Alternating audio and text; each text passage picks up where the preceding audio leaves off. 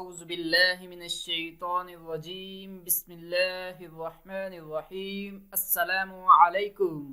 تاریخ سے آشنا ہر شخص مسٹر ہاور کے نام سے واقف ہے کہ وہ امریکہ جیسے بڑے ملک کا صدر تھا، مگر ان کی ابتدائی زندگی کیسی تھی بہت کم لوگوں کو معلوم ہے۔ بچپن میں وہ ایک ہیکر تھا اور سڑکوں پر اخبار بیچا کرتا تھا، اور یہی اخبار وغیرہ بیچ کر وہ اپنا چولہا جلایا کرتا تھا۔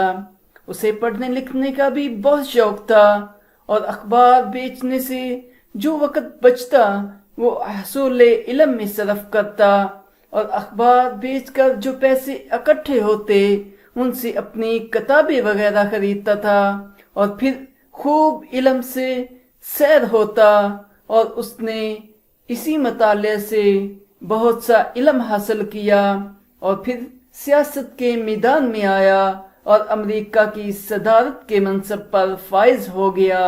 پاکستان کے وزیر اعظم ملک معراج خالد ایک نہایت غریب خاندان سے تعلق رکھتے تھے۔ سائیکل پر دودھ رکھ کر گاؤں سے لاہور لاتے، اسے بیچتے اور پھر کالج جاتے۔ وہ اسی دودھ کو بیچ کر اپنے گھر والوں کی اور اپنی تعلیم حاصل کرنے کے لیے پیسے کماتا تھا۔